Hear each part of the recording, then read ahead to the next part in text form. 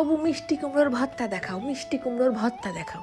আরে বাবা, এর আগে একবার দেখাইছি না, তা কেউ খুঁজবে না, কেউ দেখবে না, সব এসে ঠাস করে একটা কমেন্ট করে দিয়ে চলে যাবে। তাহলে বারবার একই ভিডিও দিলে লোকে কি কয়?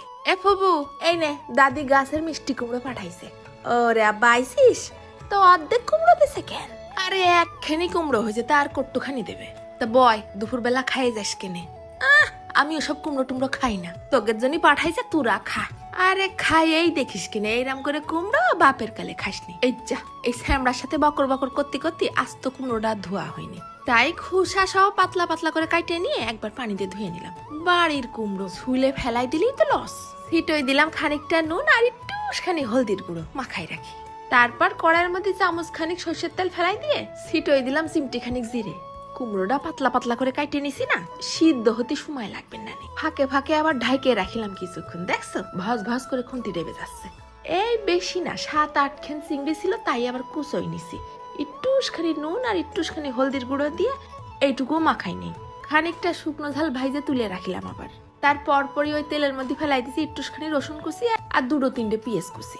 কিছুক্ষণ নেড়ে চেড়ে ভাইজে নিয়ে গার কাঁচা কাঁচা ভাবটা চলে গেলি ঢাইলে দিলাম ওই চিংড়ি কুচি। সব একসাথে ভাজা ভাজা লাল লাল করে নেব। তারপর শিলপাটার পর ফেলাই একদম পিষে নিছি। এই আস্তে আস্তে চিংড়িও দেয়া যায়, কিন্তু এতে খুব একটা বরকত দেয় না। ভাজা পেঁয়াজ রসুনের সাথে চিংড়ি মাছটা বাইটে দিলি টেস্টটা বুঝে ওঠাই ইম্পসিবল হয়ে যায়। ওই 1 চিমটি নুন দিয়ে ঝালটা ভেঙে নিলাম, আবার দিছি খানিকটা কাঁচা পেঁয়াজ। মনে হচ্ছে ঝালটা কম হবে না, তাই আবার খানিকটা কাঁচা ঝালও মেরে দিছি। ঝাল পেঁয়াজ ডলতি ডলতি হাতের জাইত মারা সারা। তারপর দিলাম ওই বাটা চিংড়ি। এইবার একে একে কুমড়োটা ডলে নেব। হুসা টুসা যা যেখানে আছে সব সহ ডলতি হবে। হুসায় কি ভিটামিন জানিস? বাড়ির কুমড়ো ফেলবো কেন? তারপরে সব একসাথে সুন্দর করে মাখানো হলে দিলাম আবার অল্প 2-1টা ধনেপাতার ডাল আর 1 পিস লেবুর রস।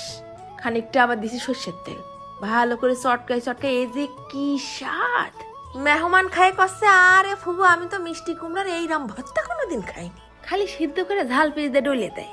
হ্যাঁ, ওইরকম করে খালি স্বাদ লাগে। যতক্ষণ না ভর্তার মধ্যে দিয়া সমস্ত উপকরণগুলোর স্বাদ জিভলের প্রত্যেকটা কোনায় কোনায় যে বাস্ট হবে, ততক্ষণ বুঝবি না ভর্তায় কি স্বাদ। ভাতের সাথে ভর্তাটা মাখাই নিয়ে ফাঁকে ফাঁকে আবার শুকনো ঝালের পর মারলাম কামড়। চিংড়ি মাছটা বাইটে দিছি না, কুমড়োর সাথে আঠালো আঠালো হয়ে গেছে। এত পদের স্বাদ বেরেন ঠিক ডিটেক্ট করতে পারতিছে না। শুধু কস্তে গালে তোলা চাবা, দেরি করিস না। মিষ্টি কুমড়োর মিষ্টি মিষ্টি ভাব, ঝাল ঝাল টক টক, আবার ওধারে ঝাল পেঁয়াজ ভাজার ঘিরান, ধনেপাতা লেবুর রস। ফাঁকে ফাঁকে আবার শুকনো ঝালটা মুড়মুড় করে ভেঙে ভাতের সাথে ডলে নিছি।